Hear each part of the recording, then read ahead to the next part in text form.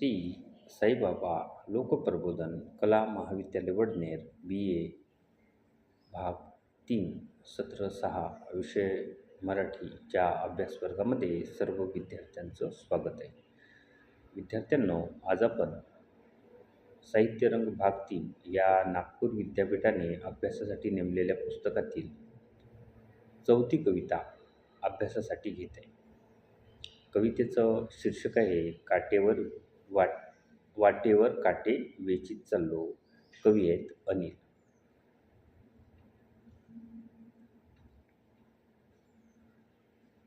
मागच्या भागामध्ये आपण कवी अनिल यांचा परिचय बघितला होता, कवितेचा विषय बघितला होता. दुसऱ्या भागामध्ये आपण प्रत्यक्ष कवितेला सुरुवातसुद्धा केली होती. आज आपण उर्वरित कविता अभ्यासासाठी घेतली. या कवितेमध्ये कवी अनिल यांनी जणू काही आपला जीवन प्रवासच उलगडून दाखविलेला आहे.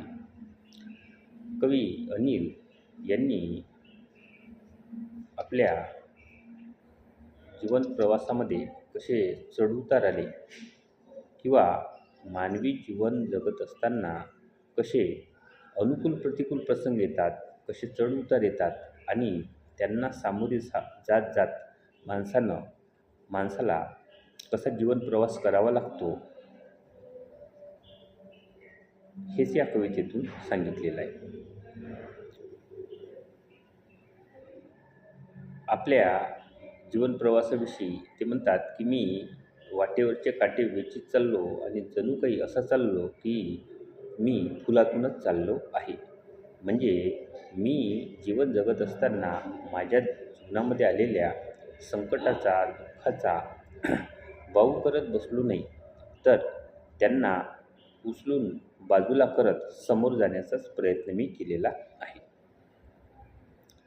ते पुढं म्हणतात, आधीचा प्रसाद घेत पुढची ऐकीत साथ, नादातच शीळ वाजवीत चाललो. माझ्या जीवनामध्ये आधी जे अनुभव आले होते त्या अनुभवाच्या आधारावरती समोर कोणता प्रसंग येणार आणि त्याला आपण कोणत्या प्रकारे तोंड द्यायचं याचा विचार करीत मी आपल्या नादातच चाललो. आधीचे प्रसंग हे काही सुखद नव्हते, ते संकटाचेच होते. परंतु आता संकटाचा सराव झालेला होता. जीवनाचा प्रवास करत असताना कोणकोणत्या प्रकारची संकट येतात आणि त्याला कशा प्रकारे तोंड द्यावे लागते हे आता माणसाला अनुभवानं कळायला सुद्धा लागलेलं होतं. त्यामुळे आधीच्या अनुभवाने शहाणे होत आणि नवीन कोणते प्रसंग येणार याचा कानोसा घेत मी माझ्या जीवनाची वाटचाल करीत चाललो. चुकली तालात चाल लागला जीवास बोल, ढाळलेला तोल सावरीत चाललो. चुकली तालात चाल, मी चुकलोच नाही अशातली गोष्ट नाही. माझ्या हातानं काही चुकासुद्धा झाल्या, कारण मी आपल्याच धुंदीमध्ये चालत होतो. म्हणजे माझा जीवन प्रवास हा वेगळ्याच वातावरणामध्ये होत होता. अशा वेळेला मी चुकलोच नाही अशातली गोष्ट नाही. मी चुकलोसुद्धा, परंतु चुकूनसुद्धा चुकल्यावर मी सावरण्याचा प्रयत्न केला. म्हणजे माणसाच्या हातून चुका होऊ शकतात, तरी पण त्या चुकापासून बोध घेऊन, गत अनुभवापासून बोध घेऊन माणसानं स्वतःमध्ये सुधारणा करायला पाहिजे, असंच कवीला इथे सांगायचं आहे. त्या चुकांना कवटाळून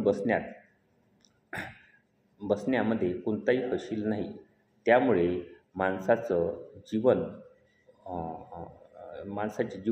जीवनाला एक वेगळी दिशा लागू शकते. त्यामुळे चूक झाली कळताच माणसानं शहाणं होऊन तो रस्ता बदलवणं आवश्यक आहे, असं कवीला इथे सांगायचं आहे. चुकली तालात चाल लागला जीवास बोल.